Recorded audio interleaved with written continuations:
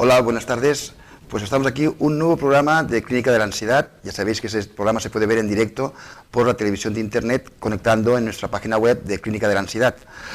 El programa de hoy parece que el título va a llamar la atención. Dice, la ansiedad y el temor a perder el control o volverse loco. Una vez más tenemos al doctor Baeza. Doctor Baeza, buenas tardes. Buenas tardes. Este programa, creo que esto de volverse loco, más de uno alguna vez nos habremos pensado, me parece que me estoy volviendo loco, ¿no? Es decir, realmente esto de perder un día el control uno. Vamos a empezar por la primera pregunta.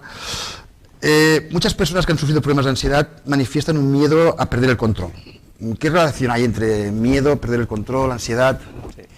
Bueno, en la ansiedad, como hemos explicado en algunos otros programas, es una respuesta de alerta ante situaciones amenazantes, siempre y cuando esas amenazas resulten desbordantes o excedentes de los recursos que tenemos. Por lo tanto, no se puede tener ansiedad elevada sin tener cierta sensación de pérdida de control o sin temer que lo vayamos a perder. Por definición, la ansiedad muy alta se da en aquellas situaciones en que las demandas, las exigencias externas o internas desbordan nuestros recursos, o nosotros creemos que los desbordan. Y por lo tanto, en situaciones de ansiedad muy alta, siempre tenemos la sensación de que no tenemos el dominio sobre nuestro cuerpo y que no tenemos plenamente el dominio sobre el entorno. Por lo tanto, digamos que en cierto modo, la sensación de pérdida de control es una de las formas, una de las vivencias propias de la ansiedad. De la ansiedad. Se me ha olvidado decir antes de empezar el programa que son las 7 y 2 o 3 minutos aquí en Barcelona, aquí en España, y que los telespectadores que nos están viendo por la página web pueden ahora mismo ya, ven aquí el icono que hay bajo la pantalla de Internet y pueden escribir y formular sus preguntas, y luego al final de este pequeño coloquio que tengamos pueden contestar sus preguntas. Vamos a lo de antes. Esa sensación que tenemos todos ¿es normal de perder el control? ¿Es normal esto? Dentro de la ansiedad elevada o desbordante es algo común, es algo frecuente. Ahora bien, una cosa es que tengamos la sensación de perder el control y otra es que lo vayamos a perder, ¿no? Una cosa es que temamos no responder o no actuar como queremos, y otra cosa es que efectivamente vaya a suceder así. Pero como sensación es una sensación corriente asociada a la ansiedad excesiva o la ansiedad desbordante, y se dan muy diversos problemas de ansiedad. Sí, usted, sus pacientes, todos reflejan este problema, este miedo. No todos, como en todos los síntomas de ansiedad, hay personas que son más sensibles o que acusan más síntomas de la esfera fisiológica, palpitaciones, taquicardia, sí, molestias digestivas. Otras personas pueden notar más síntomas de la esfera más cognitiva, pensamientos recurrentes, amenazantes, preocupaciones. Y otras personas acusan más las preocupaciones respecto de la regulación de su conducta, el control de su conducta, el temor a quedarse en esa situación de falta de control o de falta de regulación. Pero es relativamente común. A ver, para entendernos, del mismo modo que no se puede tener ansiedad alta sin tener la sensación de que estamos ante un peligro grave, no se puede tener ansiedad alta sin tener la sensación de verse desbordado y de no dominar la situación. De hecho, cuando tenemos un problema, pero el problema está a la medida de lo que podemos gobernar, decimos, tenemos un problema, no está resuelto, pero está controlado. Mantenemos la sensación de percepción de control, porque es un problema que nosotros entendemos que tenemos los recursos, los medios para poderlo regular. Y eso coincidirá con niveles de ansiedad media. Sin embargo, si la ansiedad es muy alta, ahí lo que diríamos es, no, tenemos un problema, no está resuelto y no está controlado, no tenemos esa percepción de dominio sobre nuestra conducta, sobre nuestra propia fisiología o sobre el medio o sobre el entorno. No es posible tener ansiedad alta y no tener la sensación de peligro muy alto. ¿Voy a tener ansiedad muy alta si lo que creo que va a pasar es que se va a romper una uña?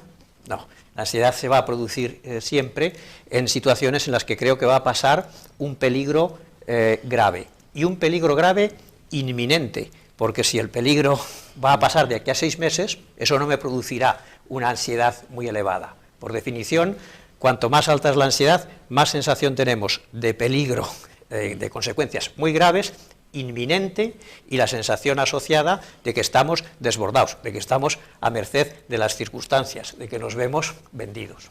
Recuerdo uno de los primeros programas que hicimos, que hablamos de este miedo a coger el avión, es decir, este pánico a coger el avión cuando estás ya en el aeropuerto que anuncia el tablero que has de subir, te coge una ansiedad, una sudoración y tal. ¿También puede ocurrir que tengamos ese miedo a perder el control de nosotros mismos? ¿Puede ocurrir? Sí, de hecho, dentro de las personas que tienen miedo a perder, a coger el avión, algunas el miedo que tienen es que le vaya a pasar algo al avión. Entonces, desde ese punto de vista, no tienen miedo a que ellos vayan a perder el control, sino que en todo caso lo pierda el piloto o que le pase alguna cosa al aparato. Pero ese pánico incluso de negarse a subir las escaleras. Sí, eso pasa, sea debido a que pensemos que se vaya a caer el avión. Los que sí tienen muchas veces el temor a que les pase algo a ellos son 1 de cada 4 de las personas que tienen ese miedo a volar. El miedo que tienen es que vayan a sufrir alguna crisis de ansiedad en un sitio del que no pueden salir y que les vaya a pasar algo, les dé un colapso respiratorio cardiovascular, o bien simplemente vayan a perder el control, les parece que a ver si van a abrir la ventana, o les parece que a ver si van a ir y se van a enfadar, o van a montar el número allí en el pasillo y en la azafata y tal. Entonces, en ese caso, en esa tipología, existiría ese temor.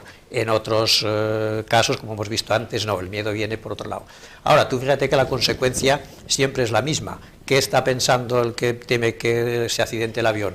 Pues morir como consecuencia de ese accidente.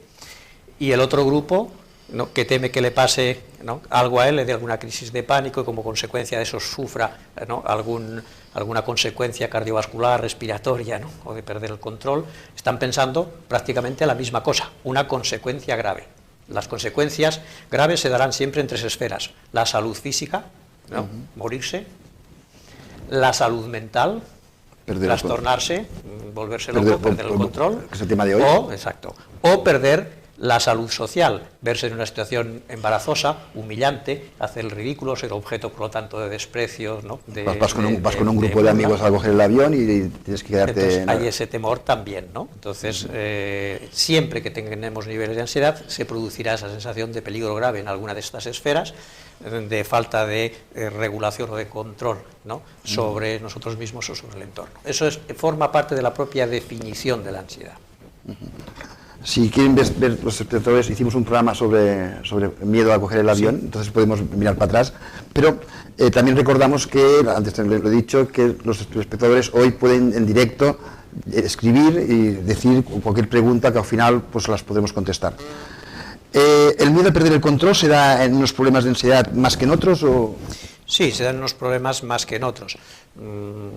Quizá el tipo de problema o de trastorno de ansiedad en el que se da más comúnmente son en las crisis de ansiedad o en las crisis de pánico. Las crisis de pánico, como experiencia subjetiva, son quizá la experiencia más extrema, no solo porque aparezca esta sintomatología neurovegetativa de la que hemos hablado algunas veces, palpitaciones, taquicardia, ahogo, mareo, la sensación de inestabilidad, visión borrosa, sino precisamente porque en las crisis de pánico algunas personas la sensación que tienen es que se va a producir de manera inminente la muerte, es decir, la sensación de muerte inminente. Y otro grupo de personas la sensación que tienen es la sensación de que van a perder el control, la sensación de que se van a trastornar o que van a quedar en ese estado de manera permanente. Entonces, quizá las personas que tienen más miedo o que están más sensibilizadas con esta preocupación de perder el control son aquellas que han tenido crisis de ansiedad, crisis de pánico. Esto puede darse asociado a otros cuadros o a otros problemas de ansiedad, pero en ese caso digamos que es un temor que predominaría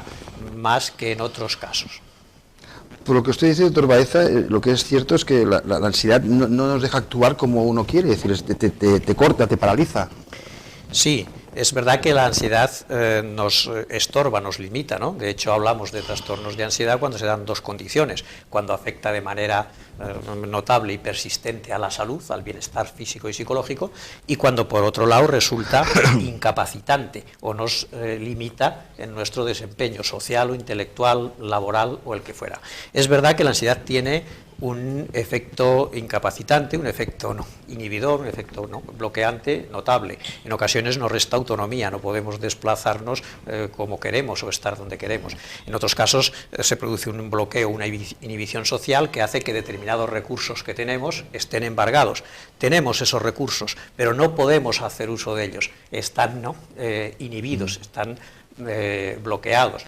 En otros casos, lo que nos notamos es muy interferidos. Podemos hacer lo que queremos hacer, pero con dificultades, con mayor esfuerzo, con mayor trabajo. Entonces, que la ansiedad resulte incapacitante, que nos estorbe, que nos dificulte, que nos impida actuar, digamos, ¿no?, a la altura de nuestra marca en diferentes ámbitos, eso es así. Pero habría que distinguir el hecho de que haya cosas que queremos hacer y no las podemos hacer como queremos, ¿no?, o cosas que no quisiéramos hacer y a veces por la ansiedad y el miedo nos vemos obligadas a hacerlas. Pero una cosa es esa incapacitación, una cosa es esa merma, una cosa es esa limitación, ese estorbo, esa obstrucción que encontramos a la hora de llevar adelante determinadas acciones, y otra cosa diferente sería perder el control, y otra cosa todavía más diferente sería trastornarse o volverse loco, ¿no? El problema ¿cuál es? Que coloquialmente podemos decir que no me controlo o que no hago lo que quiero, pero muchas personas que tienen ansiedad, uno de los problemas que les pasa es que algunas de esas expresiones o sensaciones tienden a tomarlas literalmente, ¿no? Y entonces, no es que lo hayan dicho metafóricamente o como una manera de hablar o una expresión coloquial, que en ese sentido lo podríamos entender, lo podríamos aceptar y todo el mundo sabemos, ¿no?, de lo que hablamos, ¿no? Decimos, estoy tan nervioso que me daría contra la pared, pero sabemos que es una forma de hablar, ¿no? No entendemos eso como que de manera literal, como que fuera representativo de algo que puede pasar. Pero la ansiedad, si es muy alta, hace verosímil o nos hace creer que verdaderamente pueda pasar algo de lo que pensamos o de lo que tememos, y en ese caso perder el control, perder la autonomía, ser dependiente, perder el contacto con la realidad es una de las cosas que nos asustaría más, ¿no? Y que si lo pensamos en frío es una de las cosas que nos asustaría más a cualquier persona, a pesar de que no haya tenido nunca, ¿no?, problemas de ansiedad. Perder el control o la locura, ¿no?, es algo que de suyo da miedo. Pero ningún paciente que tenga ansiedad se va a volver loco. No, la ansiedad, si es muy alta, seguro que vamos a tener la sensación, o podemos tener la sensación, no sería raro, de que vamos a perder el control, o en algún caso incluso de que nos vamos a trastornar. Pero vamos a tener esa sensación. Pero no lo perdemos. Pero no se perderá, en el sentido de volverse loco, de trastornarse, o de que se desarrolle un trastorno de esa naturaleza. Claro, porque buscando información para el programa de hoy, muchos pacientes ponían y escribían que hay respuestas automáticas, es decir, conductas automáticas, como por ejemplo poder concentrarse, o por ejemplo poder conciliar el sueño, o por ejemplo cuando quiere mantener relaciones con su pareja, que no funcionan, es decir, debido a la ansiedad, es decir, esto no funciona. Sí, efectivamente, eso es la parte que decíamos antes, que la ansiedad en algunos casos nos estorba, nos limita, nos condiciona y por lo tanto hace que tengamos menos desempeño o menos prestaciones. Y a veces se nota en tareas que están automatizadas. Dormir responde a una orden voluntaria. No, nosotros generamos unas condiciones que favorezcan la conciliación del sueño, pero el sueño se induce automáticamente.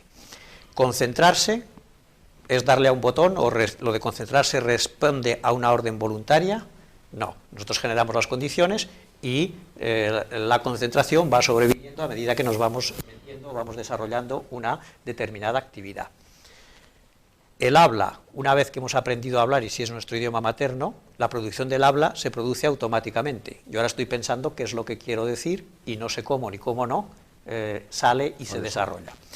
La respuesta sexual, la fisiología sexual, responde a un control voluntario o consciente.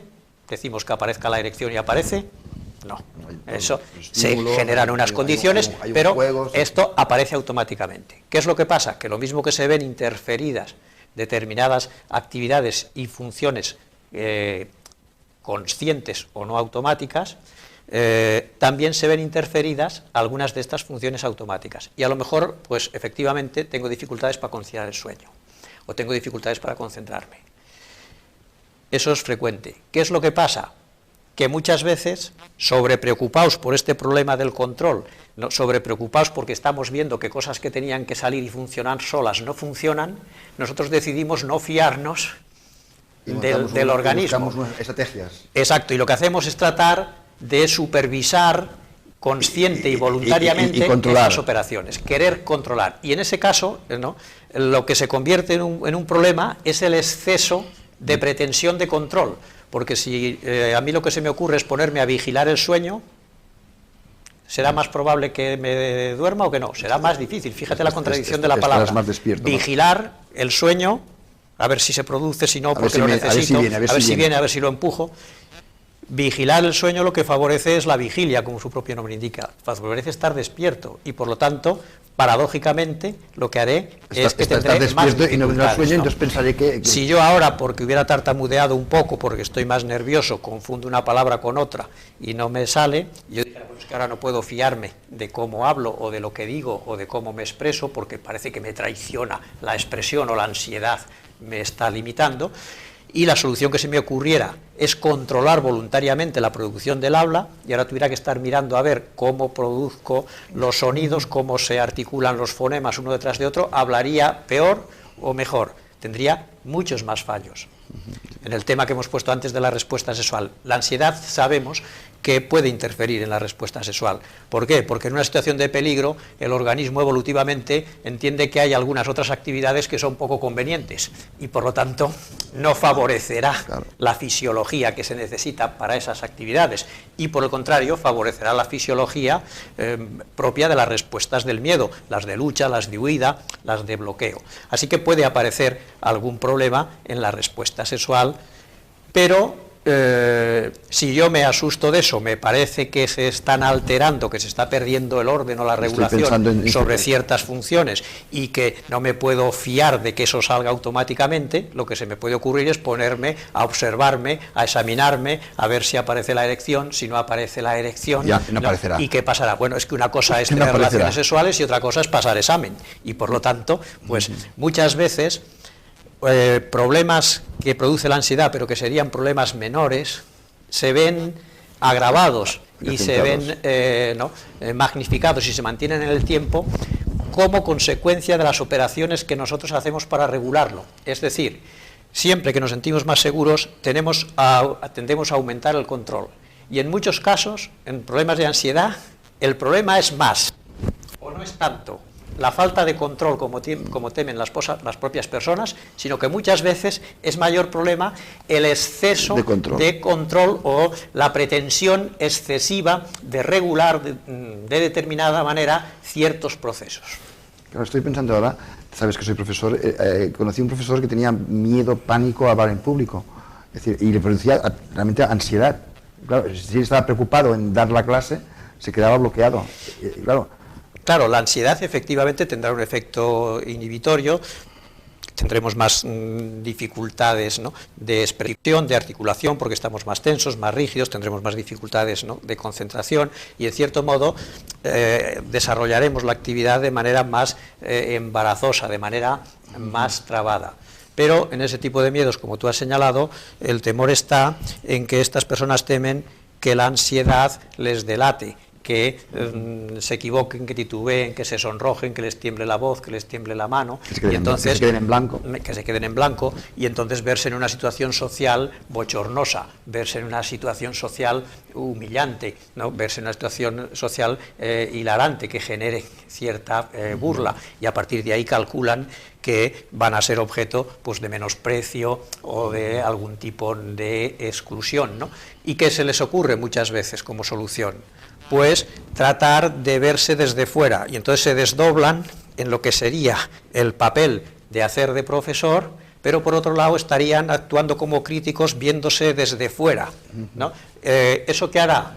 Aumentará los problemas, porque le hemos puesto al cerebro en el problema en la situación de tener que hacer dos tareas complejas a la vez. Entonces, si yo ahora tengo que estar explicando lo que te quiero explicar y por otro lado tuviera que estar juzgando si me estoy explicando bien, tuviera que estar poniéndome en la cabeza de los espectadores a ver qué impresión les estoy dando, esto mismo me aumentaría el bloqueo, haría que me notase más ansioso. Al ver que me noto más ansioso, tendría más miedo, más temor.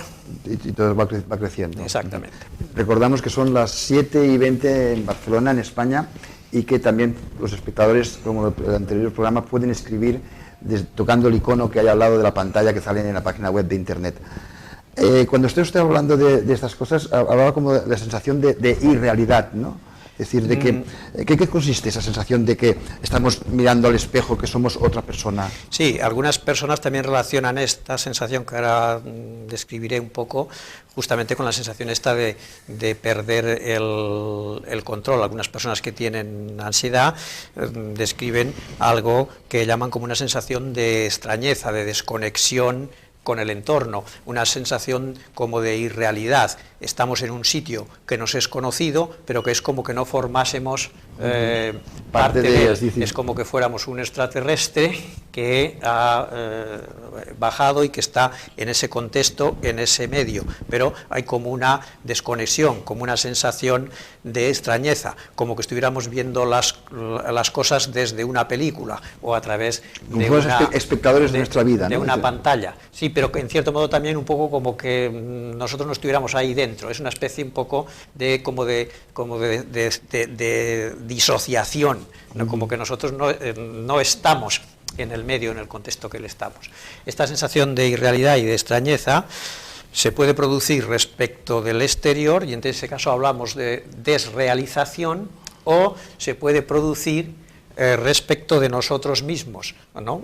Y en ese caso hablamos de despersonalización, ¿no? Es una sensación muy desagradable, se da, no es tan frecuente como la sensación esa de perder el control, pero se da con cierta frecuencia en algunos casos, en algunos trastornos de ansiedad. Y desde luego a las personas que les pasa todavía se asustan más, porque si nosotros el temor que tenemos es perder el control, si nosotros el temor que tenemos es trastornarnos, volvernos locos, el hecho de que el contacto con la realidad o la inmersión en la realidad no se produzca, el hecho de que tenemos esa sensación de extrañeza, ¿no?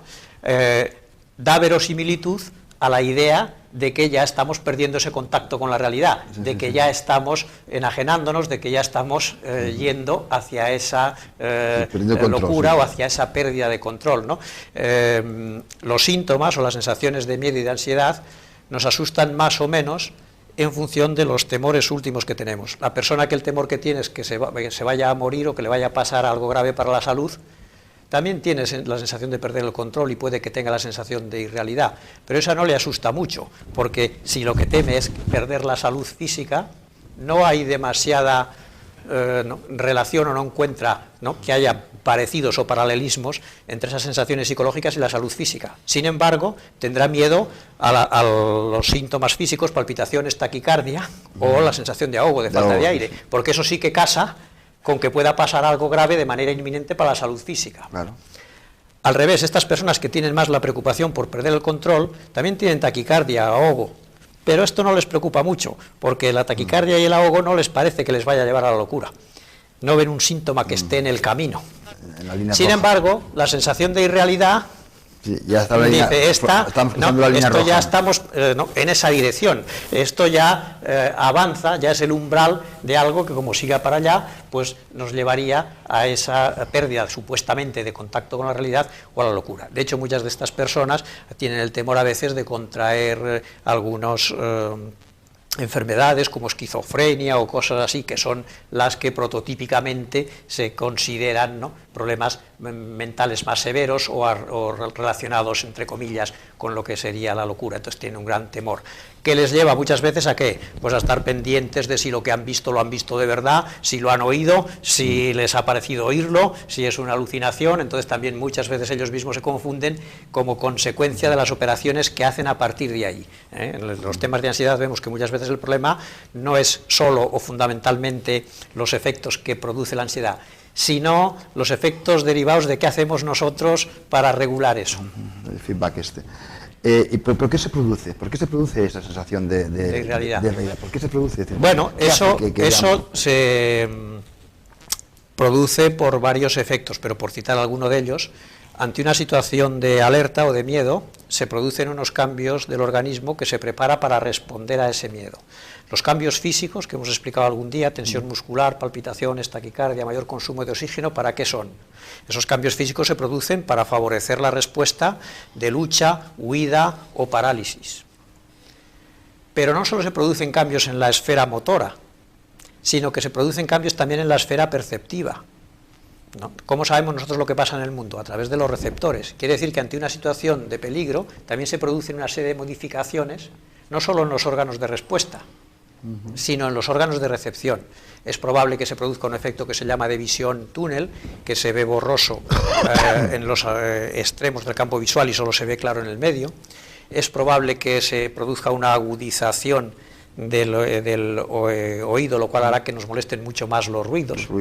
También se puede producir una agudización sensorial respecto de otros receptores, como sea el olfato, entonces vamos a notar también algunas sensaciones olfativas distintas. ¿Por qué?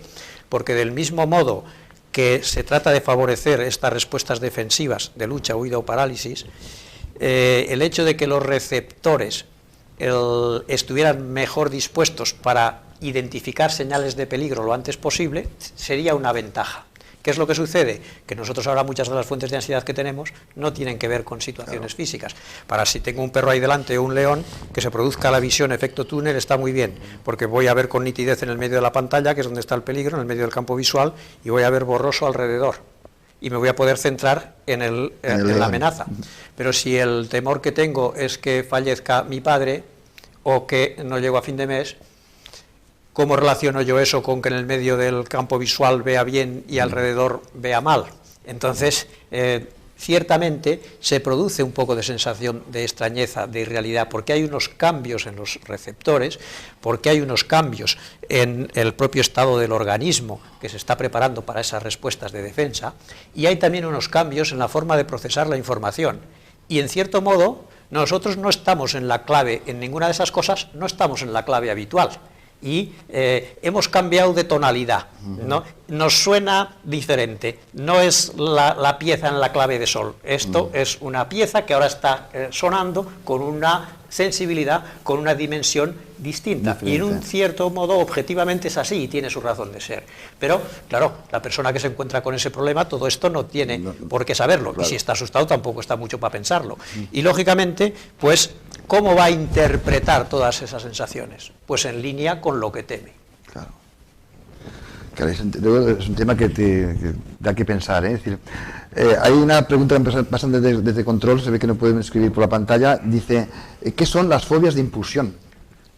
Esto sí. No ha hablado usted y se ve que desde control nos lo dicen, que hay una pregunta. Sí. La pregunta esta es interesante porque está muy relacionado con el miedo precisamente a perder el control. En algunos casos, algunas personas que tienen manifestaciones de ansiedad elevada, a veces está vinculado a problemas de tipo obsesivo y otras veces no,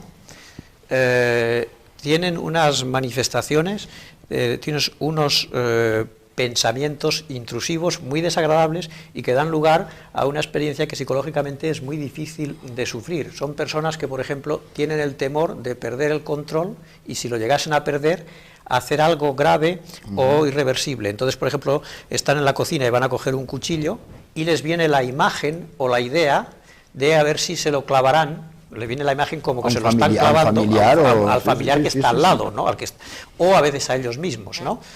O están en el metro y cuando entra al metro les viene como la idea, como la imagen, les parece a ellos incluso que como que les viniera el impulso de tirarse o de tirar a otros. O, por ejemplo, salen al balcón, si es un 9º piso o un 7º, y al salir al balcón les viene la idea de lanzarse al balcón. A ver si se van a tirar, o como que se fueran a tirar, o como que se quieren tirar. O están con un niño pequeño, lo están lavando, o lo están en la bañera y entonces a ver si lo van a ahogar, o a ver si le van a dar un golpe. Entonces, claro, tú imagínate, eso es una imagen, una idea intrusiva, pero que genera un miedo horroroso. Primero porque aparentemente nos parece una idea muy loca. Pues estos miedos son terribles, ¿no? Claro, nos parece una idea muy loca. Segundo, se nos antoja o pensamos que si lo hemos pensado a lo mejor es porque lo queremos hacer o porque tenemos un impulso a hacerlo, pero por otro lado resulta que de ninguna manera queremos hacer eso. No lo hacemos. Pero claro, tenemos ese miedo, nos parece, al tener esas ideas más perturbadoras, ya nos parece que lo vamos a poder hacer. Nos parece que si estamos pensando algo que no queremos, podría ser que llegase un día que lo hiciéramos. Eso se llaman fobias de impulsión.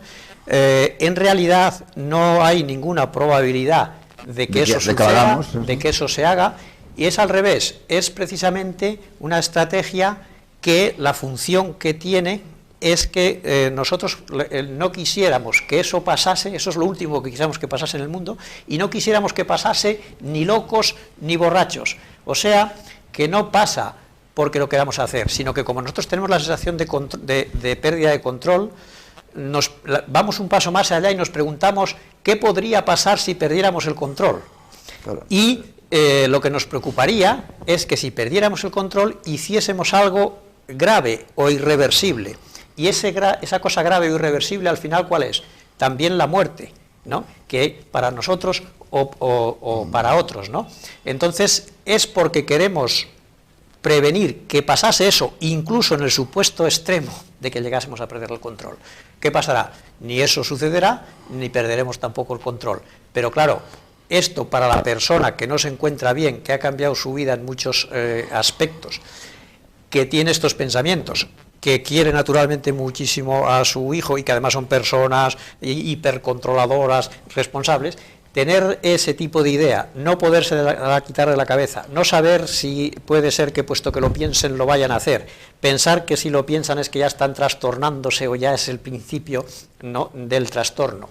Creer que fuera a existir efectivamente ese riesgo es una cosa que produce un temor muy grande. Claro. Y estas personas que hacen, pues evitan salir al balcón, claro, para tratar de poner trabas o obstáculos, para que si en un segundo perdieran la cabeza, eso no pudiera pasar. Tú fíjate en ese ejemplo que yo te ponía antes del 9º piso, si están en un 9º piso les viene la idea de tirarse, o de que a ver si se van a tirar, o a ver si van a tirar al niño. Si están en el primer piso, en el balcón del primer piso, no les viene. Si teóricamente perdieran la razón, podía darles por perderla en el primero que en el 9º.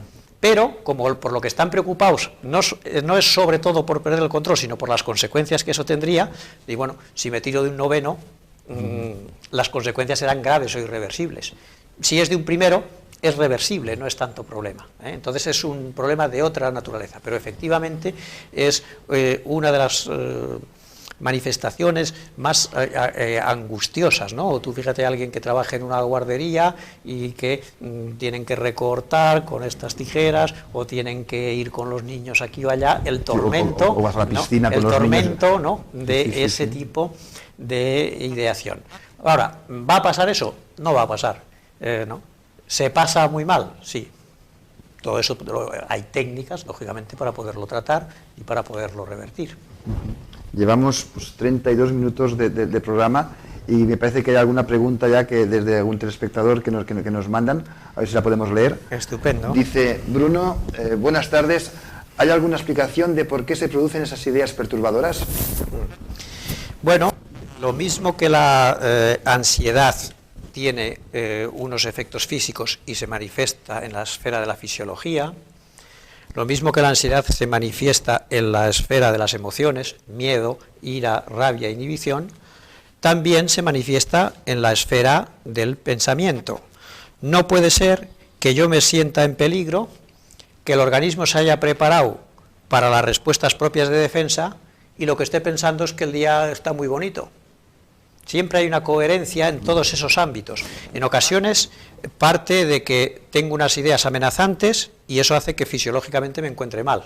En otras ocasiones el propio estado de alerta, ¿no?, activa ese patrón defensivo y los contenidos que ¿no?, llevan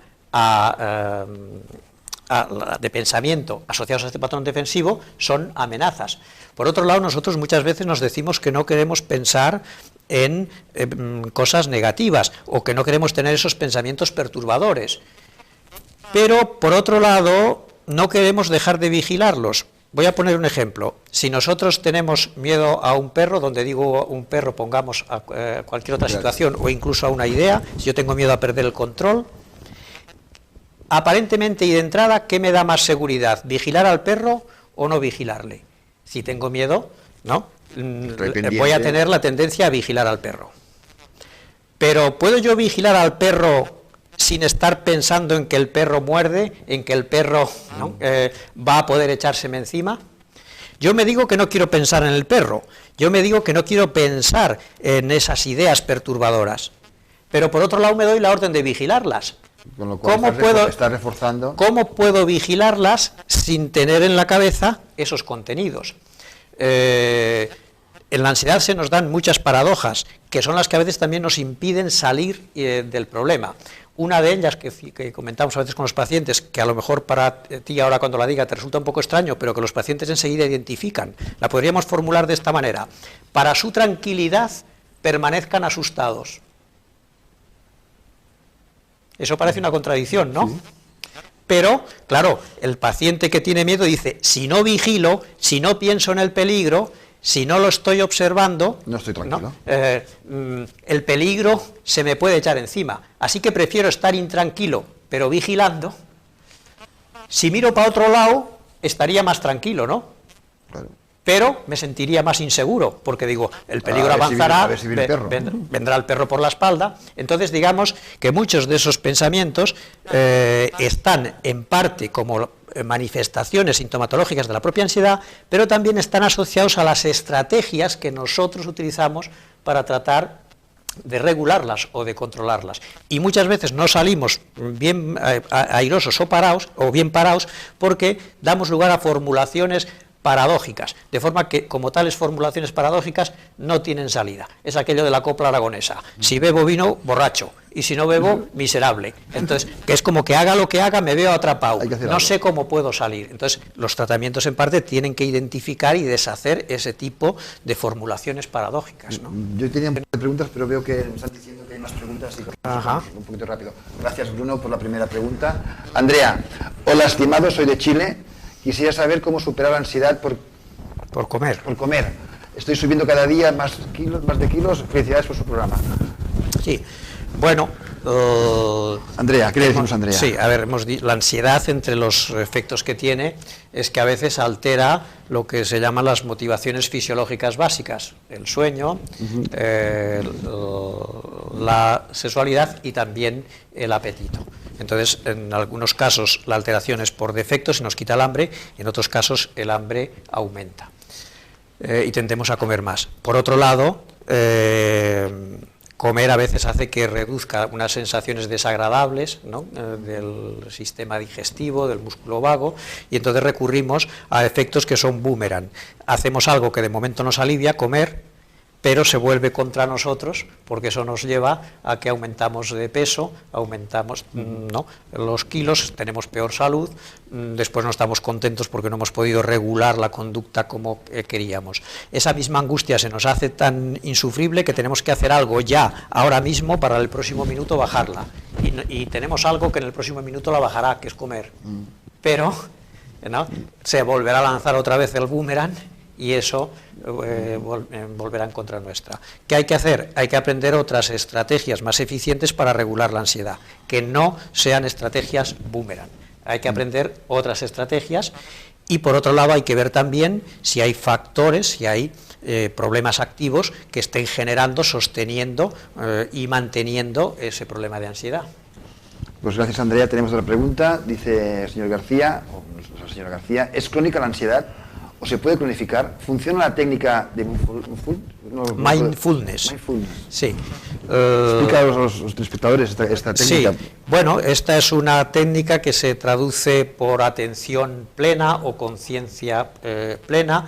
Son técnicas de meditación, son técnicas que en Oriente se aplicaban desde hace muchos años. De relajación, podríamos decir. Exacto, son unas técnicas de meditación, originariamente están basadas sobre la respiración, así que comúnmente combinan técnicas respiratorias con la meditación, con la concentración sobre algunos procesos. Se trata de centrarse aquí y ahora y de ser plenamente consciente de esas sensaciones, de manera que acrítica, es decir, que nosotros no estamos peleándonos ni con los pensamientos. Meditar en contra de lo que se piensa, en el sentido este del mindfulness, meditar no es pensar. Meditar es una cosa que tiene más que ver con contemplar, con ser conscientes de algunos procesos en los que normalmente no reparamos. Entonces, el mindfulness es una técnica que puede ser útil. En el caso anterior, que nos preguntaban qué se puede hacer para reducir la ansiedad por comer, por apetito, decíamos que hay que aprender otras estrategias que sean más adecuadas para regular la ansiedad. que la regulen, pero que no se nos vuelvan en contra.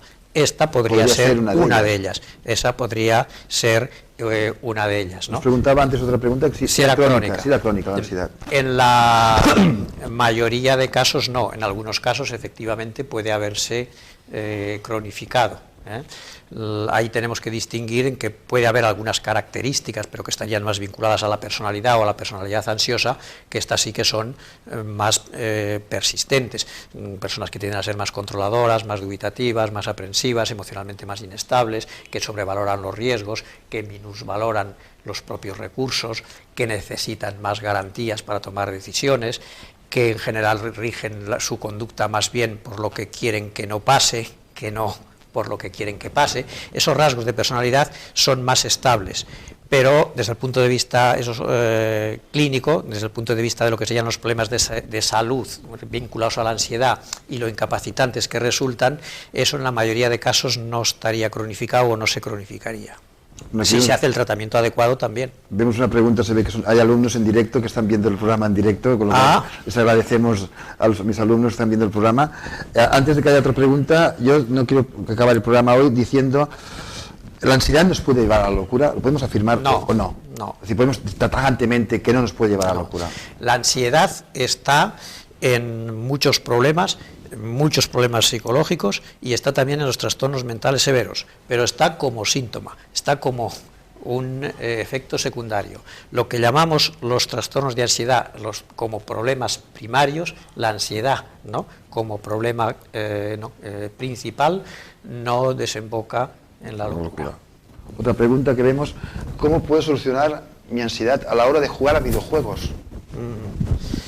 ¿Debe ser un adolescente o debe ser un... Bueno, aquí nos encontramos otra vez probablemente ante conductas de boomerang frente a la ansiedad. Perdona que lo interrumpa, doctor Baeza. Tuve un alumno que estuvo 24 horas seguidas jugando a videojuegos, toda la noche entera sin dormir. Fue un caso realmente, ya vinieron los padres al colegio preocupados, porque realmente ese chico ya estaba perdiendo un poco la conciencia, ¿no?, de la irrealidad que decíamos antes, ¿no? Ya. Bueno, ahí en este tema de los videojuegos hay varios problemas. En unos casos se trata de problemas de tipo adictivo y desde ese punto de vista se tendrían que tratar como una adicción y con las técnicas que se utilizan para el tratamiento de adicciones.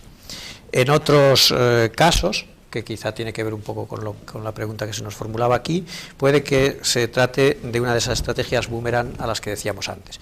Nosotros, cuando estamos más ansiosos, ¿qué pasa? Nos notamos una serie de sensaciones internas y de pensamientos y de emociones que son desagradables, ¿no? ¿Y nosotros qué quisiéramos?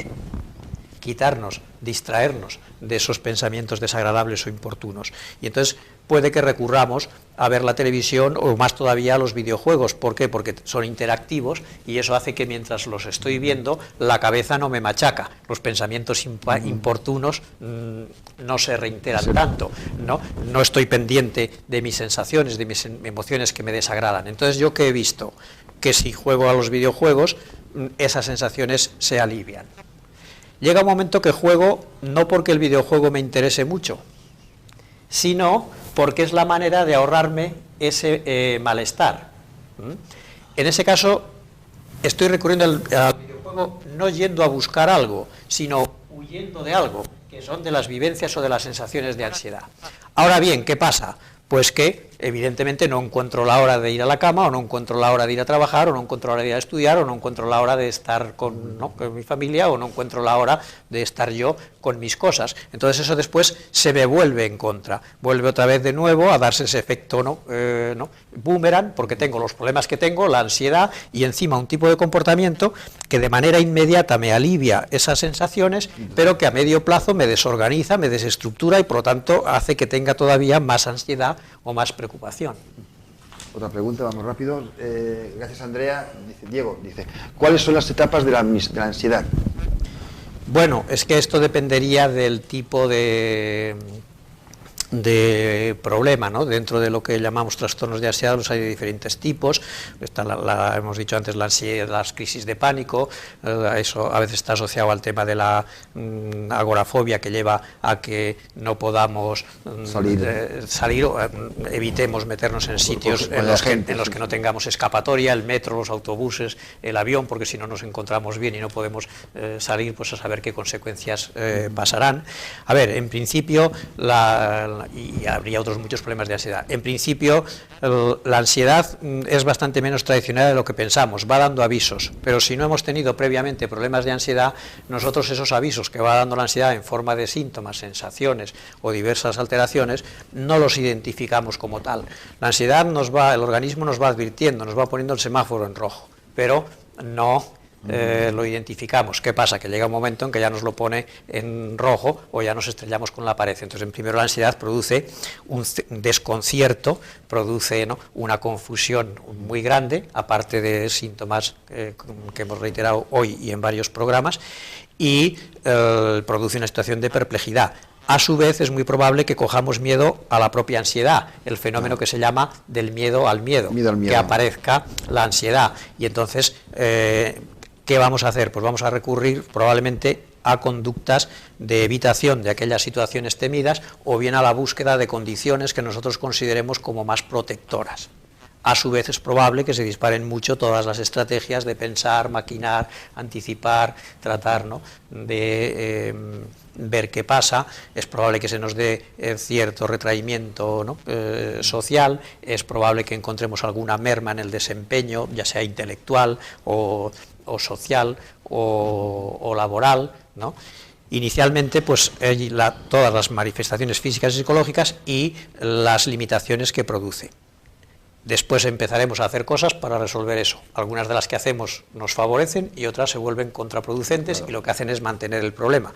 En fin, después, pues lógicamente se tendría que buscar ayuda en los especialistas, ir primero a los médicos de cabecera que valoren el caso, y después a partir de ahí, si se confirma que es ansiedad, si se descartan otras etiologías o mediante el diagnóstico diferencial, pues acudir a los especialistas, fundamentalmente psicólogos clínicos, y en algún caso pues puede que se requiera medicación.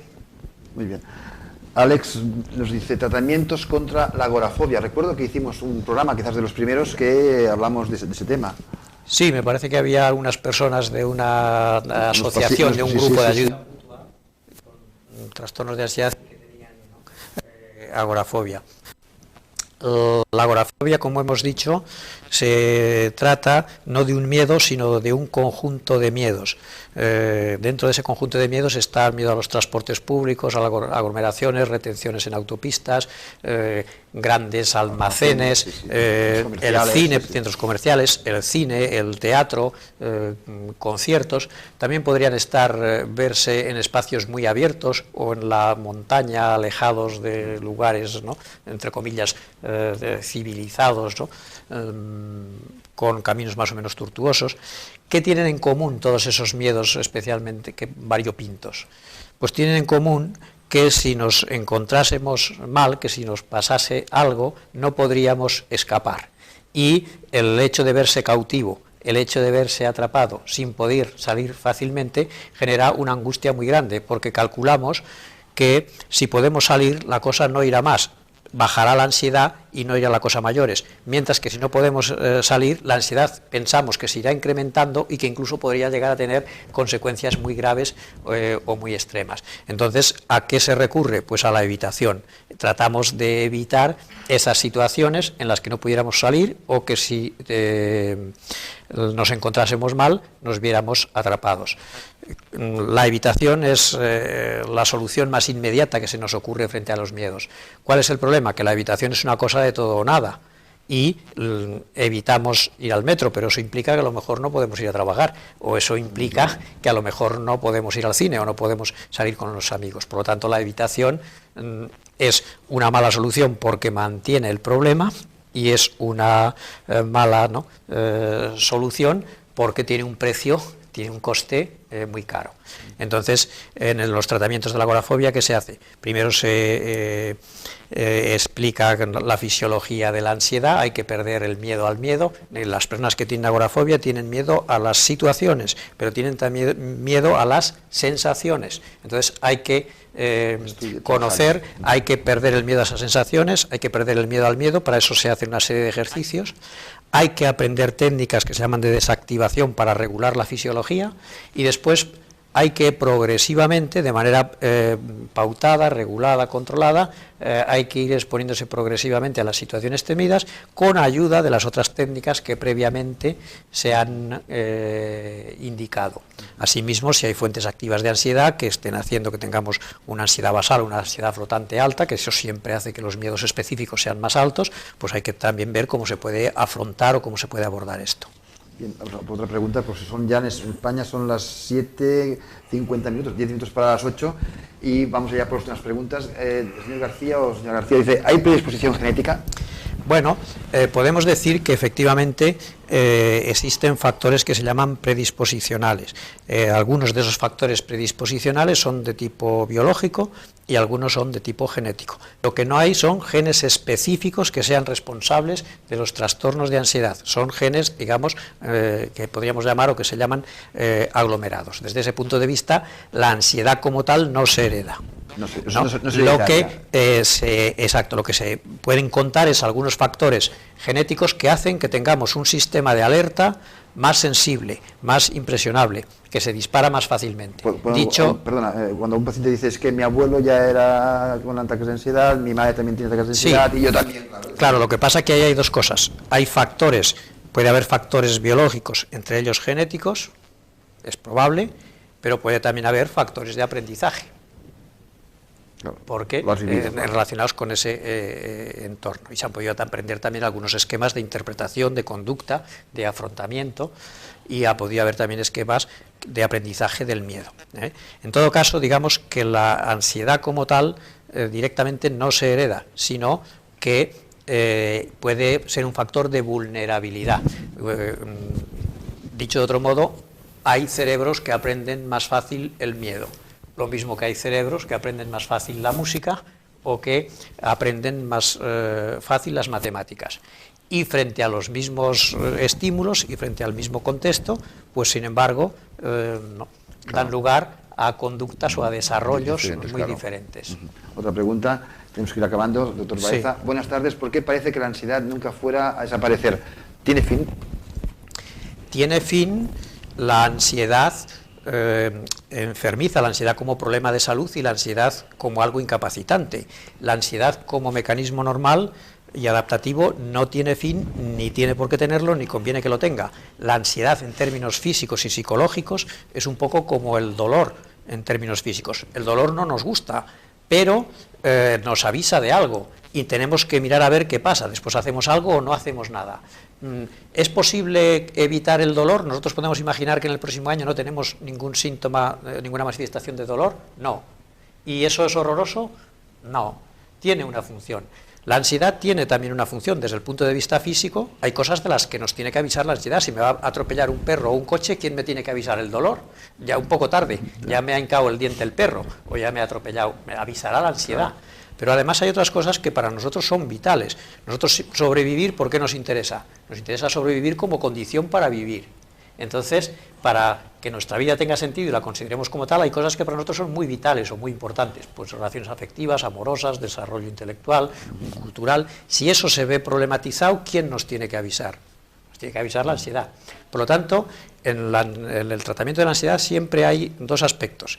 Reducir aquella que supone un problema de salud y es incapacitante, pero después, y muy importante, reaprender a convivir con la ansiedad normal, que como consecuencia de habernoslas visto muy negras, después nosotros tenemos dificultades para poderla tolerar. Entonces, hay una ansiedad que tiene que dejar de estar y normalmente deja de estar.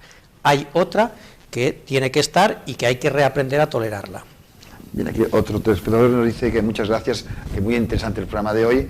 Entonces, creo que nos hemos pasado de tiempo, son casi las 8 en... Seguro que sí. Que sí. Doctor Baeza, muchísimas gracias. Creo que podremos ayudar o que ojalá sirva para que los telespectadores tengan otras ideas más claras y que no tengan miedo, podríamos acabar así. Bueno, que la ansiedad no nos va a volver locos. No, esto lo podemos decir así. Efectivamente, bueno, nos damos, digamos, que por contentos si hay alguna idea que pueda resultar útil y que pueda resultar interesante. Y si me pueden consultar la web y hasta el próximo programa. Eso es. Doctor Baeza, muchísimas gracias. Gracias a vosotros.